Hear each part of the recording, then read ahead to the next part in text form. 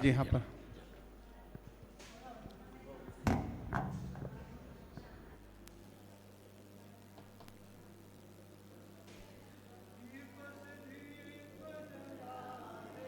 ओम।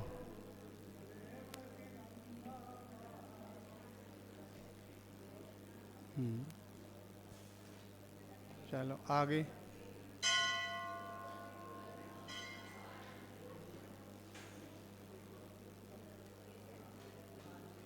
हो गया।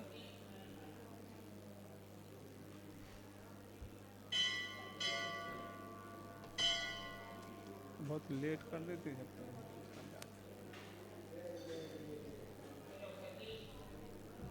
साथ से भेंट करना, सभी क्रिया करना, पूजन भी करना, जाना नहीं, जल्दी तो नहीं हो, 10 मिनट। ओम नमः। बोलो माइक से। तेरे चरणों की धूल बाबा, चंदन गुलाल बने, जिसने भी लगाई मस्तक उसकी तकदीर बने। नमस्ते।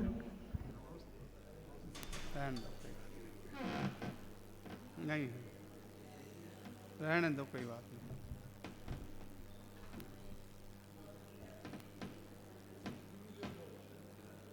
हो गया, कोई बात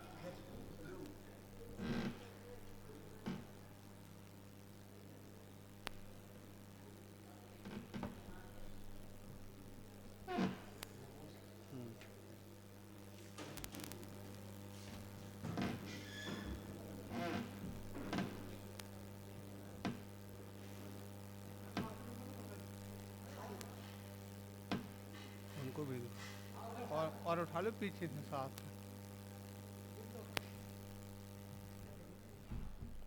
हे जिनवाणी माता, हे जय जिनवाणी माता, जय जिनवाणी माता, जय जय जिनवाणी माता, जय।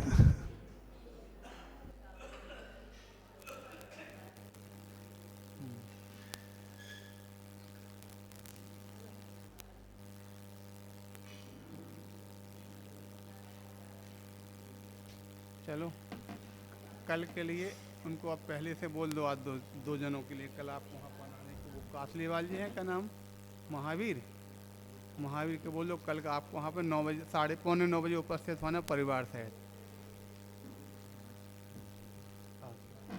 एक इनको बोल दो परसों के लिए।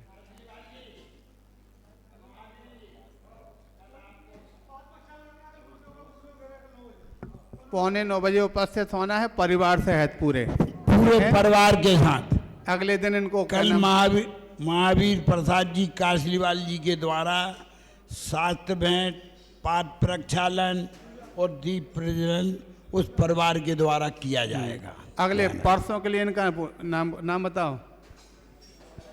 परिवार सहित आकर के आपको पूजन करना है गुरु जी के, ठीक है। पूरे परिवार सहित आकर के यहाँ पर पूजन, पाठ प्रक्षालन साथ में, एक दिन का एक परिवार के द्वारा करा, उसमें लेने देने वाला नहीं, कुछ भी नहीं, लेकिन पूरे परिवार सहित नाम बताओ, घोषित करो परिवार के लिए। नाम बताओ। नाम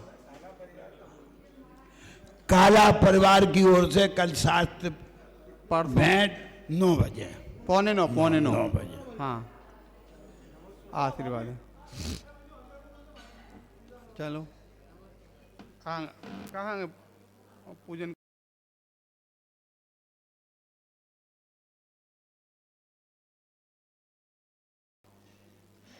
नहीं तो ना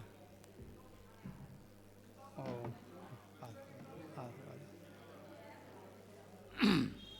ये तो हैं बोलने वाले।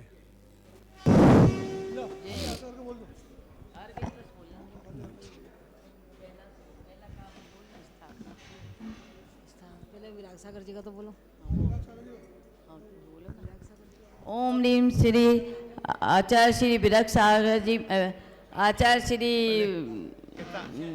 विशद नहीं विराट सागर जी ओम महाराज ह्रूम परम पूज्य आचार्य श्री आदि सागर जी महाराज, ओम ह्रूम परम पूज्य आचार्य महावीर कीर्तिमाचार्य श्री विमल सागर श्री सन्मति सागर जी महाराज, ओम ह्रूम परम पूज्य आचार्य गुरुदेव श्री विराग सागर जी महाराज, आचार्य गुरुदेव श्री भरत सागर जी महाराज, समस्त समाधिस्थ आचार्य परमेष्टि चरण कमलेभ्यो अर्घम निरुपाम ते स्वाहा।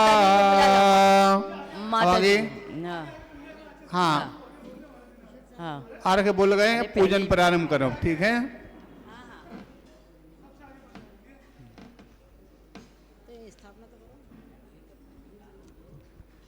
पुण्य उदय से है गुरुवर, दर्शन तेरे मिल पाते, श्री गुरुवर के दर्शन करके हृदय कमल भी खिल जाते।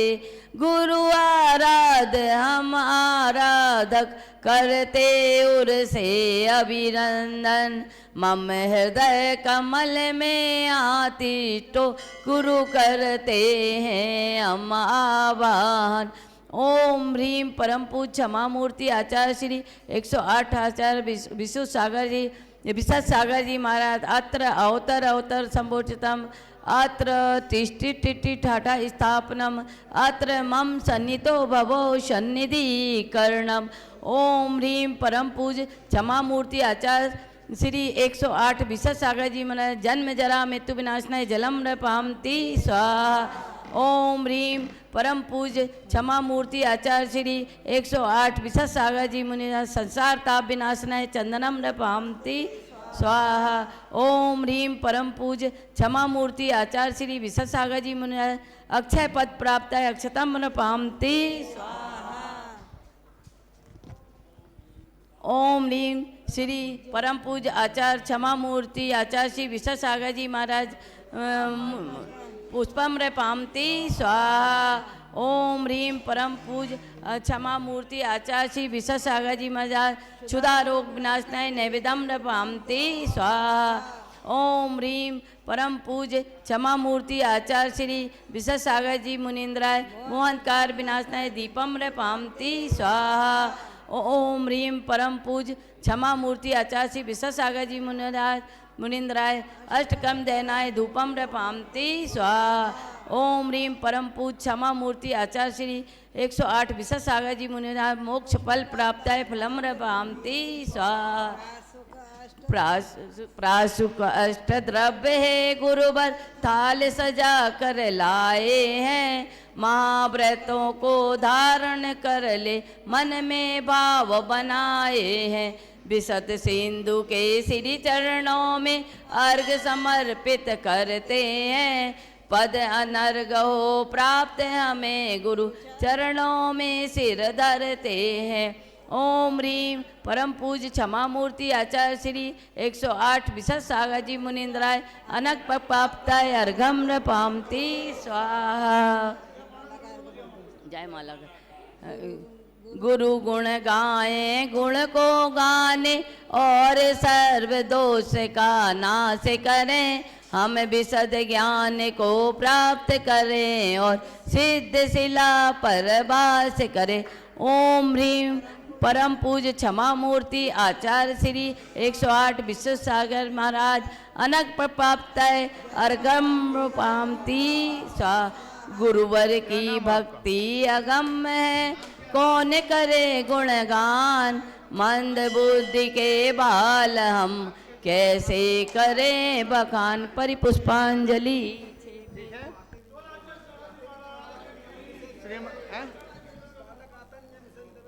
आएगा कैसे नहीं आएगा, वो सब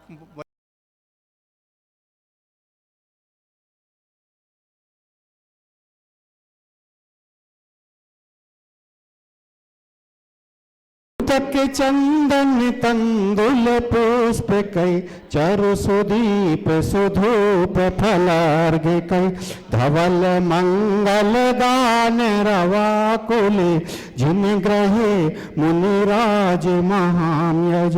ओम ह्रूम परम पूज्य 108 आचार्य श्री विशद सागर जी महाराज, शासन श्री जी गंबरजन मंदिर सुदाना नगर में विराजमान, तिनके पावन पवित्र चरणों में मन वचन काय से बारंबार नमोस्तु। अनर्घ पद प्राप्ते अर्घम निरुपामति स्वाहा। अब पूज्य गुरुदेव से आचार्य श्री से निवेदन है कि अपनी मंगलमयी वाणी से हम सभी को अभिसिंचित करें। पूज्य आचार्य श्री विशेष सागर जी महाराज।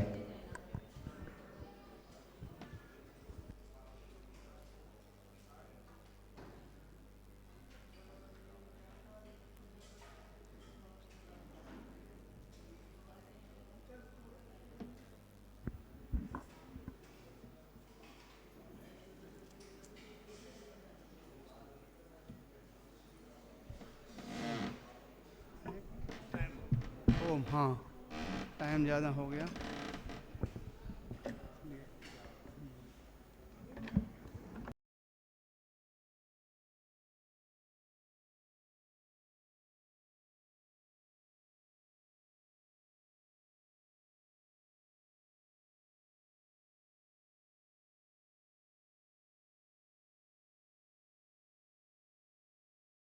दोनों हाथों को जोड़ते हैं और प्रभु को स्मरण करते हैं। ओम नमः सिद्धेभ्यः। ओम नमः सिद्धेभ्यः। ओम नमः सिद्धेभ्यः। ओम नमः सिद्धेभ्यः। ओम नमः सिद्धेभ्यः। ओम नमः सिद्धेभ्यः। चिदानंदैक रूपाय जिनाय परमात्मने परमात्मा प्रकाशाय नित्यं सिद्धात्मने नमः। मंगलम सिद्ध परमेष्ठी मंगलम तीर्थंकरम मंगलम शुद्ध चैतन्यम आत्मधर्मोस्तु मंगलम। मंगलम शुद्ध ज्ञानाय तत्व निर्णय मंगलम। मंगलम सर्व सर्वज्ञम आत्मनिर्णय मंगलम। गुरुवः पांतनो नित्यम ज्ञान दर्शन नायकः चारित्राणो गंभीरा मोक्ष मार्गोपदेशिकः मोक्ष मार्गोपदेशिकः। बोले अनंतानंत परम सिद्ध भगवान की जय। ऋषभादि 24 तीर्थंकर भगवान की जय। 1008 श्री आदिनाथ भगवान की जय। गौरांग श्री विमल सागर जी महाराज की जय। आचार्य गुरुदेव विराग सागर जी महाराज की जय। अहिंसामयी विश्व धर्म की आचार्य गुरुदेव जी विशेष सागर महाराज की जय। प्यारे बंधो, हम सभी उपस्थित हुए हैं परमात्मा के द्वार पर, प्रभु के दर पर अपने निर्मल भावना को लेकर। और वास्तव में इस दर पर जो आते हैं वो दो प्रकार के लोग आते हैं। कुछ तो होते हैं पुजारी और कुछ होते हैं भिखारी। कुछ पुजारी आते हैं तो कुछ भिखारी आते हैं। जब पुजारी और भिखारी की बात आती है तो लोग कुछ आश्चर्यचकित होने लगते हैं। मंदिर में और भिखारी हमने तो आज तक नहीं देखा।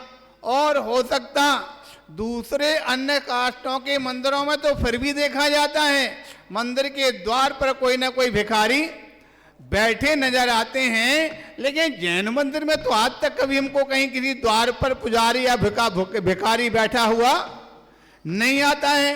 फिर कैसे कह दिया महाराज ने यहाँ पर के पुजारी और भिखारी दो प्रकार के लोग आते हैं?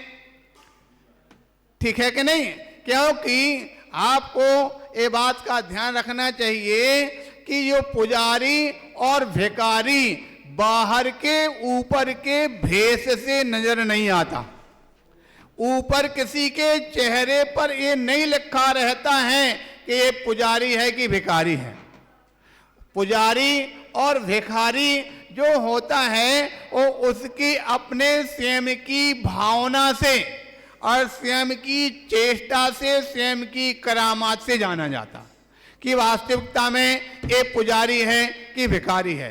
ठीक उसी प्रकार से आप जानते हैं कोई व्यक्ति जो होता है उसके चेहरे से नहीं बस ज्ञात होता है कि एक कर्मचारी है कि धर्मचारी है। धर्मचारी और कर्मचारी उसकी क्रिया से ही ज्ञात होता। जो धर्म की क्रिया करेगा वो कौन कहलाएगा? धर्माचारी कहलाता है। किंतु जो संसार की क्रियाएं करता है, खोटी क्रियाएं करता है, उसको कर्मचारी कहा जाता है। अब यहाँ कर्मचारी शब्द से दो बात झलकती है। कर्मचारी खास तौर से जो सर्विस वाले लोग होते हैं उनको कर्मचारी कहा जाता है। आज वर्तमान में सबसे ज्यादा कर्मचारी शब्द अगर घटित होता या लोगों में बोला जाता है तो किसके लिए? जो भी सरकार के कर्मचारी हैं और सरकार का जो नौकरी करने वाले हैं उन सबको कर्मचारी, भले ही ऑफिसर भी क्यों ना हो, फर्स्ट सेकंड ग्रेड का भी ऑफिसर हो, फिर भी उसको कर्मचारी कहा जाता है। जबकि वास्तविकता में कर्मचारी का मतलब क्या होता है? कर्मचारी का तात्पर्य है जो किसी स्थान पर अपने कार्य को अंजाम देने वाले होते। कहीं किसी स्थान पर अगर कहीं मकान का काम चल रहा, मकान में जो कार्य कर रहे वो मकान के कर्मचारी हो गए। कहीं किसी स्थान पर फैक्ट्री लग रही है, फैक्ट्री में जो काम करने वाले हैं वो फैक्ट्री के कर्मचारी हो गए। कहीं किसी स्थान पर हो सकता कोई अपने स्थान पर अन्य अन्य प्रकार के दुकानें हैं, दुकान में 10-25 व्यक्ति काम करने वाले लगे और दुकान के कर्मचारी हो गए। तो वास्तविकता में कर्मचारी तो जो काम करने वालों को कर्मचारी कहा जाता था और आज भी कहा जाता है। लेकिन एक लोक व्यवहार में कर्मचारियों के नाम पर जो सरकार के अंदर जितने भी होने वाले सर्विस वाले लोग हैं उन सबको कर्मचारी की संज्ञा वहां पर दे रखी है। खैर जो भी हो, यहाँ पर तो कर्मचारी और धर्मचारी दो शब्द पर अपनी बात चल रही थी। तो कर्मचारी वास्तविकता में जैसा कि शब्द उसके साथ जुड़ा है, कर्म करने वाला, क्रियाएं करने वाला, कार्य करने वाला जो होता वो कर्मचारी, और जो धर्म करने वाला वो धर्मचारी। तो अब यहाँ पर धर्म के स्थल पर आने वाले जो जीव हैं, उन धर्म के स्थल पर आने वाले जो धर्मचारी हैं, उन धर्मचारियों के चेहरे पर नहीं लिखा है कि ये वास्तविकता में धर्मचारी है कि कर्मचारी है, ये भिखारी है कि पुजारी है। एक भिखारी और पुजारी जो होता है, ये दुनिया के अंदर भिखारी पुजारी तो जो आपके सामने नजर आने वाली वस्तु है, भीख मांग रहा कटोरा लेकर के बैठा है, उसको सारे दुनिया के लोग भिखारी कह देते हैं, और जो देने वाला है उसको दानवीर कह देते हैं। लेकिन इन सारी की सारी क्रियाओं के अंदर कुछ भाव क्रिया कुछ और होती। अब यहां पर बात चल रही थी कि पुजारी कौन और भिखारी कौन। हमको इस बात से पहले अच्छी तरह परिचित होना है। तो जब पुजारी की बात आती है तो पुजारी की परिभाषा आपको समझना है कि पुजारी कौन होता। अभी तक लोग व्यवहार में जहां पुजारी की बात आती है तो आप किसको पुजारी कहते? जो सामग्री बना करके देता है, ठीक है ना। वो भले ही पूजा करे या ना करे, हमको लगता 80% नहीं करते, लेकिन फिर भी पुजारी कहे जाते हैं। बोले है ना आश्चर्य की बात।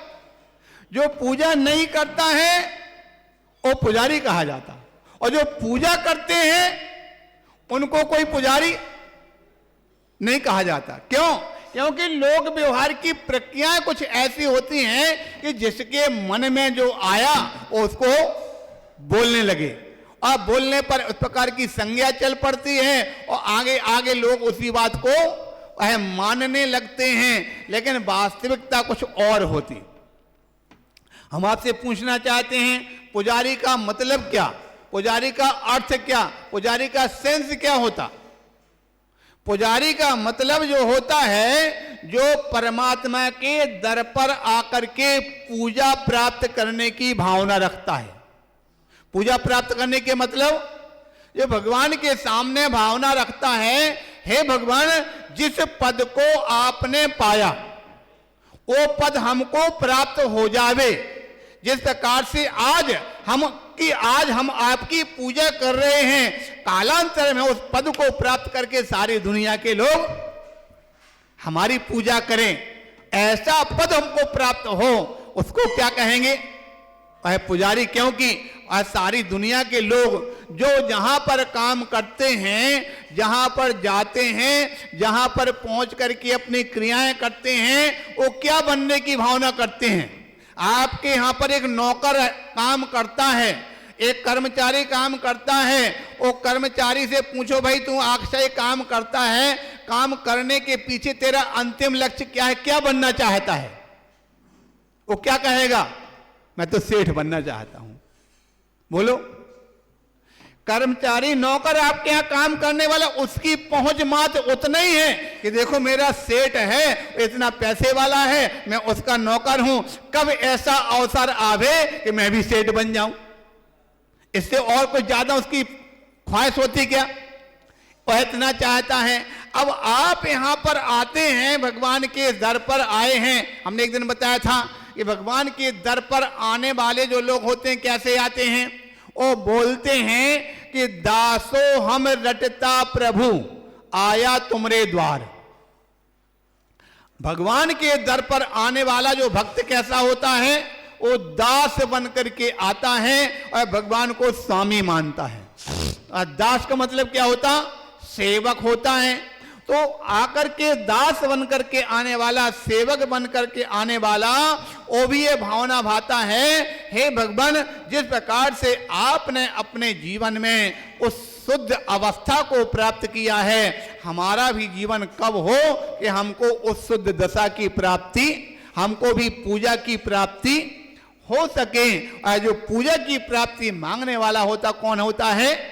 पुजारी। पुजारी की परिभाषा सबको समझ में आ गई ना? पुजारी। और आप लोग विचार कर लो, आप जब पूजा करते हो तो पूजन में एक एक पूजा में क्या मांगते हो? सबसे पहले आप जल चढ़ाते हो तो क्या मांगते? जन्म जरा मृत्यु विनाशनाय जलाम निरपामति स्वाहा। क्या मांगा आपने? हे भगवान हमारा जन्म जरा मृत्यु समाप्त हो, और जन्म जरा मृत्यु समाप्त होगा तो कौन सी पद की प्राप्ति होगी? किसका जन्म जरा मृत्यु समाप्त होता? सिद्धों का। हे भगवान हमारा जन्म मृत्यु समाप्त हो, सिद्धों की प्राप्ति हो। दूसरे नंबर पूजा के काव्य में क्या चढ़ाते हो? संसार ताप विनाशनाय चंदनम। हे भगवान हमारे संसार ताप का विनाश हो। आपने क्या मांगा? वही शुद्ध अवस्था मांगी कि नहीं? तो जो पूजन करता है एक एक काव्य में क्या मांगता जा रहा? हे भगवान हमारे लिए उस शुद्ध दशा की, सिद्ध दशा की, सिद्ध अवस्था की प्राप्ति, हम उस शुद्धात्म दशा को प्राप्त करें। तीसरे नंबर पे क्या चढ़ाते? अक्षय पद प्राप्ति, अक्षता नृपामति स्वाहा। हे भगवान हमारे लिए अक्षय पद की प्राप्ति हो। अभी यहां पर जो हमको अध्यक्ष पद मिला है, अभी आज अध्यक्ष पद है, कुछ दिन के बाद चुनाव हो जाएगा तो दूसरा कोई आ जाएगा, ये भूत बन जाएंगे। भूत का मतलब वो भूत जो आते हैं वो नहीं, भूत का मतलब भूतकालीन हो जाएंगे, ठीक है कि नहीं? ये भूत बन जाएंगे, दूसरे आ जाएंगे, कालांतर में और आएंगे, वो भूत बन जाएंगे। लेकिन ध्यान रखना, जो एक बार सिद्ध बन जाता है वो कभी भूत, अरे यहां तक कि अरहंतों तक को तो भूत कह दिया, अरहंत तक भूत बनते हैं। आप लोग पूजन करते हैं ना, ये भूतकाल के, ये वर्तमान काल के, ये भविष्य काल के, अरहंत अवस्था तक तो भूत है, लेकिन सिद्ध अवस्था में कोई भूत होता है क्या? ये भूत के, ये भविष्य के। यहां पर बात चल रही थी अक्षय पद प्राप्त है, अक्षता नृपामति। हे भगवान हमारे लिए ये अध्यक्ष पद हैं, मंत्री पद हैं, संतरी पद हैं, ये कुछ दिन रहते हैं, कुछ दिन के बाद अगले भाव की बात तो बहुत दूर की है, इसी भाव के इसी भाव में समाप्त हो जाते हैं। और ये बात को ध्यान रख लेना, कभी भी कोई भी इस पद में रहने वालों को हम संदेश देते हैं, अपना यानी अंत होने के पहले वो पद को जरूर छोड़ देना। कोई भी पद में रह करके अपना अंत नहीं करना, पद में रह करके मरण नहीं करना। अगर पद में रह करके मरण करते हैं तो ध्यान रखना आप यहां से परग्रह के साथ मरण करके जा रहे हो। आपको ज्ञात होगा, आपके तो सामान्य पद हैं, आपके तो संसार के पद हैं, यहां तक कि मोक्ष मार्ग पर चलने वाले जो साधु हैं, आचार्य उपाध्याय हैं, उनको भी अपने आचार्य उपाध्याय पद का त्याग करना पड़ता है। अगर वो त्याग नहीं करते हैं तो ऐसा नहीं मानना कि समाधि बिगड़ गई, समाधि तो होती है उनकी, लेकिन मान करके चलो थोड़ा सा परिग्रह उस पद का उनके साथ में गया हुआ है। तो इसलिए जो सच्चे समाधि को धारण करने वाले साधक हैं, वो अपनी समाधि के पहले ही अपने पद को छोड़ देते, तो फिर तुम्हारे संसार के जो पद, ये तो निश्चित रूप से आपके संसार के पद तो कहीं ना कहीं राग द्वेष और मोह कसायों मान को लेकर के चलते हैं। तो इन पदों को पहले प्राप्त होने के पहली बात तो हमको लगता है हमारा तो ये संदेश रहता है कि जब तक आपकी सामर्थ्य है कुछ करने की, तब तक ही उस पद पर रहना चाहिए। किंतु अगर आपकी उस पद में रहने की सामर्थ्य नहीं बचती है, आप कुछ करने के लायक नहीं बचते हैं, उसके पहले ही छोड़ देना चाहिए। समझ में आ रहा कि नहीं आया? तो यहां पर बात चल रही थी अक्षय पद। अक्षय पद कौन सा है? हे भगवान, हमको उस सिद्ध अवस्था में जो आपको अक्षय पद प्राप्त हुआ है, हमको अक्षय पद की प्राप्ति हो जावे, इस प्रकार की भावना अगर आपने, भाई कौन सी भावना है? पुजारी की भावना है। इसके बाद क्या था? काम बाण विध्वंसनाय पुष्पम। हे भगवान, हमारे लिए जो काम रोग है, एक काम रोग अनादि काल से लगा हुआ है, बार बार उदय में आ जाता है, जिस गति में जाते हैं वहां पर उदय में आ जाता है। हे भगवान, हमारा एक काम रोग समाप्त हो जावे, और काम रोग समाप्त हो जाएगा तो क्या होगा? वही शुद्ध अवस्था की प्राप्ति होगी। उसके पश्चात क्या आता है? क्षुधा रोग विनाशनाय। ये सबसे बड़ी खतरनाक चीज है। कहते जो क्षुधा एक ऐसी डायन है कि वो दिन में भी परेशान करती, रात में परेशान करती, सोते परेशान करती, जागते परेशान करती, ये हमेशा बेचैन करती रहती है, और खाली पेट में भी परेशान करती है और भरे पेट में भी। ठीक है कि नहीं? खाली पेट है तब तो समझ में आता है कि कुछ खाने की इच्छा हो, लेकिन भरा पेट हो तो भी कई बार हम देखते हैं, आप भोजन करने जाते हैं, दावत में जाते हैं, दावत का मतलब क्या होता? दावत किसे कहते हैं? बोले जहां पर दाव करके खा के आते हैं उसको बोलते दावत। इस बात को लेकर हमें बीच में घटना, मजे की घटना याद आई। एक बार किसी स्थान पर दावत में एक पिता पुत्र गए, और पिता पुत्र जाकर के वहां पर भोजन करते हैं, तो वहां पर बढ़िया मगज के लड्डू बने हुए थे। मगज के लड्डू बने थे, बेटे ने लड्डू खाया।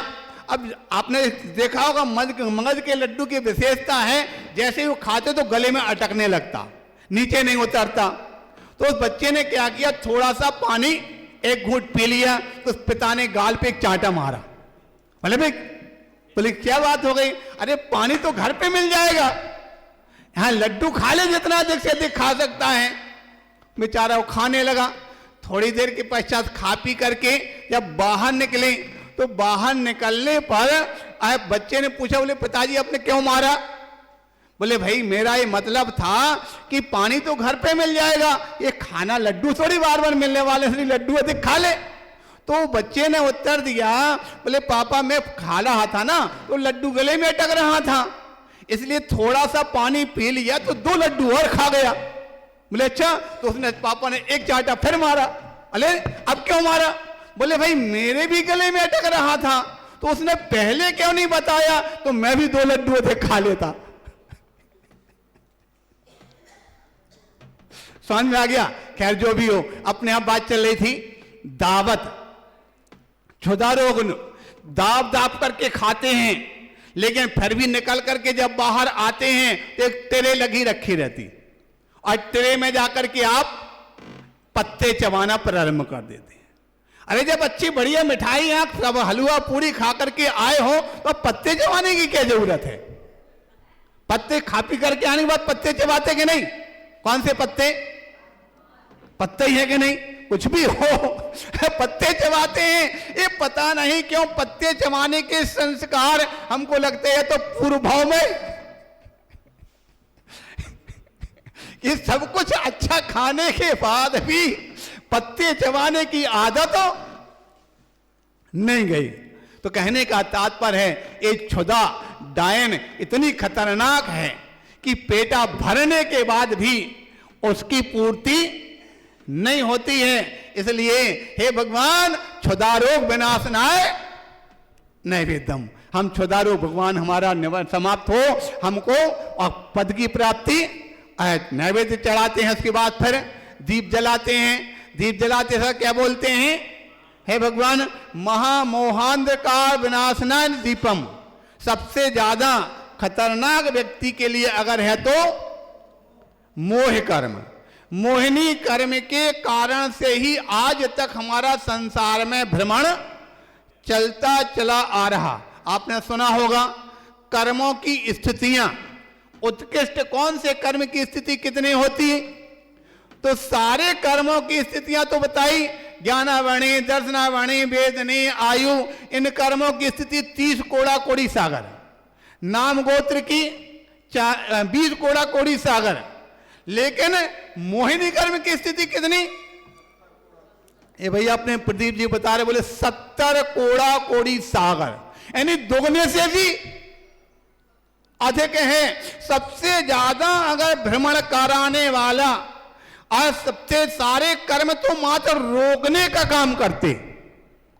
ज्ञानावाणी आवरण करने वाला, दर्शनावाणी आवरण करने वाला, वेदनी वेदन कराने वाला, लेकिन मोहिनी कर्म एक ऐसा है कि जो व्यक्ति को ऐसा मोहित कर देता है, आंखों पर ऐसी पट्टी बांध देता है कि व्यक्ति कुछ भी देख और सुन पाता, अपना हित और अहित जान पाता नहीं है। इसलिए हमारे जीवन में जो अज्ञान का तिमिर, अज्ञान का जो अंधकार छाया है, उस अज्ञान के अंधकार को मिटाना चाहते हैं। वो अज्ञान का तिमिर अंधकार अगर दूर होगा तो कैसे होगा?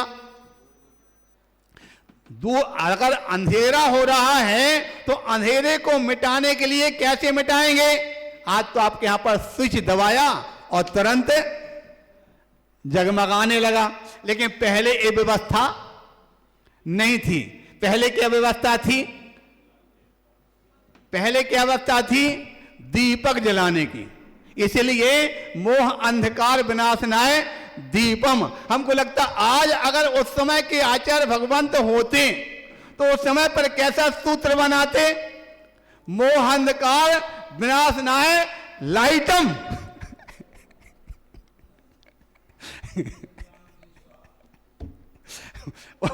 उस समय उन्होंने दीपक चलते थे इसलिए दीपम लिख दिया।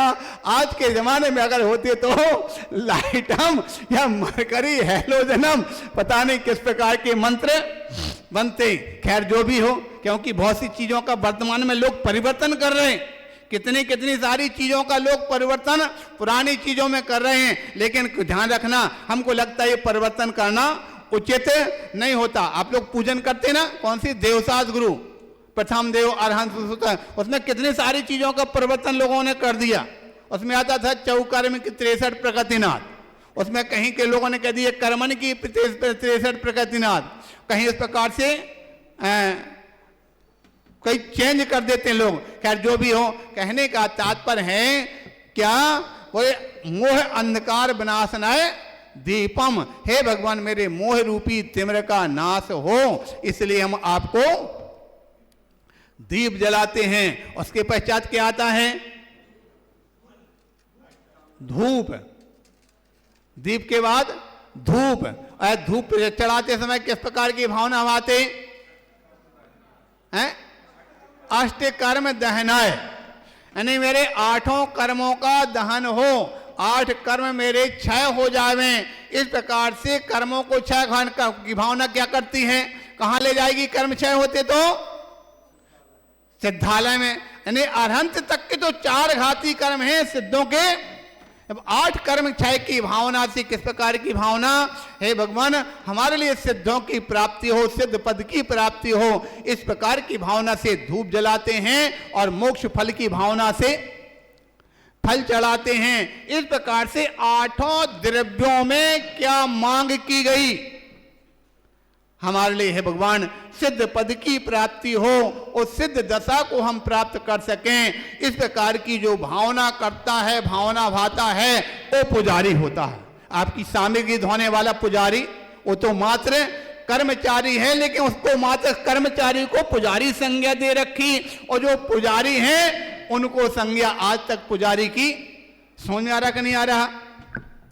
तो ध्यान रखना, जो भगवान के सामने पुजारी की जो भावना रखता है, पूजा की भावना रखता है, उनके गुणों को प्राप्त करने की भावना रखता है, उसके लिए पुजारी कहते। क्योंकि कहा गया, जो पुजारी अगर भावना बना करके चलता है तो भावना भावनाशनी, एक ना एक दिन आता है कि वो भावना व्यक्ति के लिए उस पद को प्राप्त कराने वाली होती। इसीलिए कहा गया कि भावना अपने आप में बहुत अच्छी भी चीज है, अगर भावना दूषित हो जाए तो, भावना दूषित अगर हो जाए तो दुनिया में डुबोने वाली भी होती है। इसी स्थान पे इसलिए कहा गया, अरे भावों की पगडंडी पर सरपट दौड़ा करता मन, भावों की पगडंडी पर सरपट दौड़ा करता मन, भावों ही भावों में भाव के बंध बांधता रहता मन, भावों की पगडंडी पर सरपट दौड़ा करता मन, भावों ही भावों में भाव के बंध बांधता। एक भाव होता है कि अनंत भावों के भाव को काट देता है, और एक भाव वो होता है कि अनंत का भाव के बंध कर लिया करता है। ऐसे अनेक अनेक उदाहरण शास्त्रों के अंदर में आते हैं। आपने शायद वो घटना सुनी होगी। एक बार किसी स्थान पर एक कोई राजा थे। वो राजा अपनी सामान्य छोटी अवस्था में, राज्य अवस्था में, अचानक संतों का उपदेश सुन करके और वैराग्य धारण करते हैं। जब वैराग्य धारण करते हैं तो अपने ध्यान लगा करके जंगल में बैठे थे। मालूम चला आगे किसी मुनिराज को केवल ज्ञान हुआ, लोग उनका दिव्य ध्वनि सुनने के लिए जा रहे थे। रास्ते में जाकर के मुनिराज मिलते हैं, उनके ध्यान को देख करके किसी ने प्रश्न किया, अरे देखो देखो महाराज कितने एकाग्र। अभी आप थोड़ी देर पहले चर्चा कर रहे थे ना, हमारे विदाल सागर जी बोले मानसता में बैठे, बोले पूरी रात भर हो गया ध्यान लगा करके बैठे हुए हैं। जब कोई साधना करता तो उसका नाम होता ही है। तो उस प्रकार से उन्होंने इस प्रकार की साधना कर रहे थे। यार ये देखो कितनी उनकी एकाग्र साधना है, ये इनकी बताने। वो जाकर के लोग उन्होंने पहुंचा भगवान के पास, पूछा, बोले भगवान रास्ते में मुनि महाराज लेके मिल रहे थे, वो उनकी कौन सी गति होगी? जिस प्रकार से पूछा तो उन्होंने कहा उनके लिए, अच्छा जो नहीं भाव के पूछा कि कितने भाव में हमारे लिए मोक्ष मिलेगा, हमारे भगवान से पूछ करके आना। मुनिराज ने भक्तों से ऐसा बोल दिया। लोगों ने पूछा भगवान से, बोले भगवान हम महाराज मिले थे, वो पूछ रहे थे हम कितने भाव में मोक्ष चले जाएंगे। तो भगवान की दिव्य ध्वनि में निकला कि जो जिस पेड़ के नीचे बैठे हैं उसमें जितने पत्ते हैं उतने भाव के बाद मोक्ष जाएंगे। इस बीच में मालूम चलता महाराज उठ करके चल के दूसरे पेड़ के नीचे जाके बैठ गए। वहां पर बैठ करके ध्यान लगाते हैं और भक्त लौट करके आया तो मालूम चला इमली के पेड़ के नीचे बैठे थे।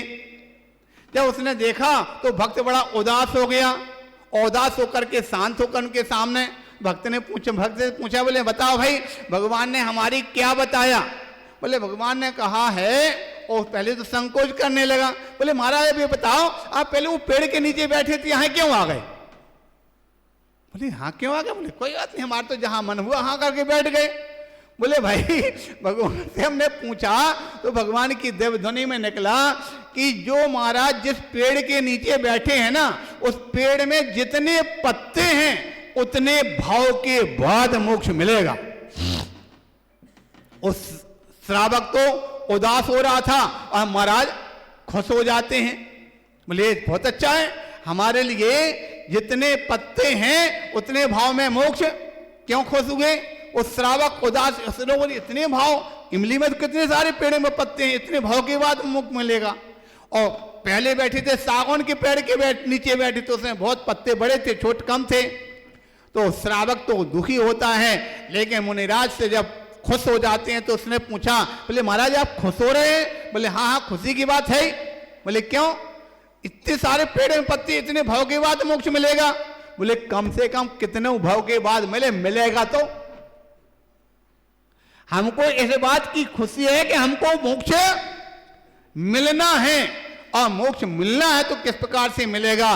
भाई मालूम चलता है कि वह किसी कारणवशात उनके लिए कुछ ऐसा खोटा कर्म बंधा कि वो कोई छोटी अवस्था में पहुंच गए और देखते देखते अंतर मुहूर्त में 18 बार जन्म मरण होकर के वो सारे भाव जल्दी ने एक 2-4 जन्म ही पूरे भाव निपट गए और फिर जाकर के मुनि बन करके और मोक्ष चले गए। ठीक है कि नहीं? तो कहने का तात्पर्य है एक भाव जो होता है उससे मोक्ष को प्राप्त कराता है, कर्म के भाव का विनाश करता है, दूसरे भाव का बंध कराने वाला होता है। इस प्रकार से कहने का तात्पर्य है आप सबके लिए पुजारी जो होते हैं, बात चली थी कि भावों से भावों ही भावों में भाव के बंध काटता रहता मन, भावों ही भावों में भाव के बंध बांधता रहता मन। तो इस प्रकार से दूसरी और उसी प्रकार की घटना आती। मुनिराज को जब बच्चे को राज दे करके दीक्षा धारण कर लिया, किसी ने कहा बच्चे के ऊपर कोई राज छीन रहा, उनके भाव वहां पर खराब होने लगे। मेरे बच्चे का राज छीन लगा, मैं अगर होता तो उसको देख लेता। ऐसा अपचार करते करते क्या हुआ? कर्म का बंध होने लगा। किसी ने पूछा महाराज कहां जाएंगे? बोले वो तो नरक जाएंगे। भाई जब राज्य चला रहे हैं, राज्य के लिए युद्ध चल रहा, भाव में तो कहां जाएंगे? और बाद में किसी प्रकार की कोई घटना हुई, उस सोचते अरे धिक्कार हो मेरे लिए, मैं साधु होकर के भी और कहां क्या सोचने लगा। ऐसा सोचते ही और अपने भावों को परिवर्तन करके अपना प्रायश्चित ग्रहण करते हैं और इतने भाव निर्मल होते कि अंतर मुहूर्त में ही केवल ज्ञान होगा। कहां तो नरक के भाव बन रहे थे और कहां भावों की परिणति बहुत बड़ी विचित्र होती है। एक अंतर मुहूर्त में जीव नरक के बंध करता तो एक अंतर मुहूर्त में मोक्ष जाने का अधिकारी बन जाता है। आपने सुना होगा, हमने बार कहा था कि किसी ने प्रश्न किया, जो चक्रवर्ती है ना, चक्रवर्ती, हमने इस प्रकार से कहा, बोले कहां जाते हैं, कौन सी गति मिलती है? हमने कहा चक्रवर्ती तो नियम से नरक जाता है, चक्रवर्ती नियम से नरक जाता है। सब लोग शांत हो गए, एक बात सही है कि नहीं? घबरा नहीं महाराज, ऐसा नहीं होता। अभी जो चक्रवर्ती 12 हुए, उन 12 में से 2 स्वर्ग गए, 2 नरक गए, 8 मोक्ष गए। हमने तो ऐसा पढ़ा है। हमने कहा नहीं चक्रवर्ती नहीं गए, मोक्ष गए तो चक्रवर्ती नहीं गए, स्वर्ग गए तो चक्रवर्ती नहीं गए, चक्रवर्ती तो मात्र नरक ही गए हैं। अगर मोक्ष गए तो क्या चक्रवर्ती राज्यवस्था में बैठे बैठे गए क्या? कैसे गए? चक्रवर्ती बन करके तो नहीं गए। चक्रवर्ती बनकर जब मुनि बन गए तो चक्रवर्ती कहां रहे? मुनि बनने के बाद भी चक्रवर्ती रहेंगे क्या? स्वर्ग गए तो स्वर्ग चक्रवर्ती गए क्या? मुनि बन करके तो स्वर्ग गए तो क्या वो चक्रवर्ती कहलाएंगे? चक्रवर्ती कब तक के रहते? जब तक अपनी चक्रवर्ती अवस्था में रहते हैं तब तक चक्रवर्ती होते हैं, और चक्रवर्ती नियम से 7वें नरक जाते हैं। ध्यान रखना, अभी पहले जो पद की बात चल रही थी कि जो पद में मरण करता है, चक्रवर्ती अगर अपने पद में मरण करता है तो 7वें नरक जाता है, और चक्रवर्ती छोड़ करके एक अंतर मुहूर्त के लिए छोड़ता है तो चक्रवर्ती भरत के जैसा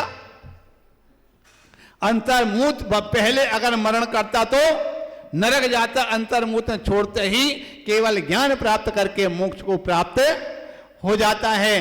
तो इस प्रकार से ध्यान रखना, भावों की परिणति बड़ी विचित्र होती है, इसलिए अपने भावों को संभालने की बात यहां पर कही जाती है। अभी अपने यहां पर किसकी बात चल रही थी? पुजारी की। पुजारी तो सबको समझ में आ गया। अब रही बात भिखारी की। भिखारी किसे कहते हैं, इसकी चर्चा अभी करें कि बाद में? समय बहुत हो रहा, अभी बता दें, बस ज्यादा बड़ी चीज नहीं है। भिखारी की परिभाषा, भिखारी के लिए कहा जाता है वो जाकर के भगवान के पास आकर के बोलता है, बोले हे भगवान, जो जो कुछ आपने छोड़ा है वो हमको दे दो। जो भगवान आपने छोड़ा है वो हमको मिल जावे। जो इस प्रकार की भावना करने वाला होता है वो कौन होता?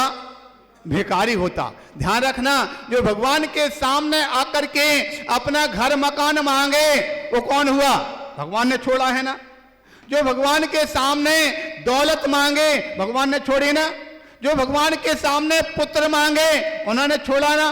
जो भगवान के सामने आकर के अपने शादी विवाह पत्नी मांगे जो वो कौन कहलाया?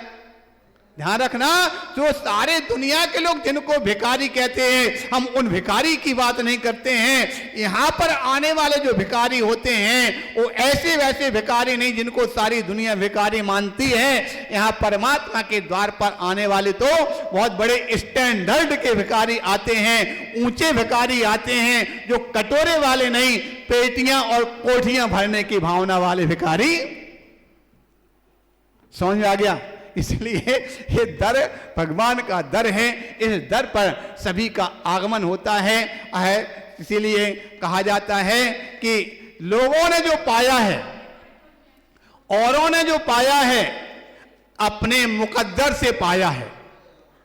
लोगों ने जो पाया अपने मुकद्दर से पाया है। मैंने तो अपना मुकद्दर भी तेरे दर पे बनाया है। मैंने तो अपना मुकद्दर भी तेरे दर पे बनाया है। इस प्रकार से अपने मुकद्दर जब भी बनता तो इस दर पे बनता। अपने मुकद्दर को बनाएंगे तो हमारा उभय लोक में सुख शांति आनंद की प्राप्ति होगी। समय हो गया, आगे की चर्चा अपन बाद में करते हैं। बोले 1008 श्री आदिनाथ भगवान की।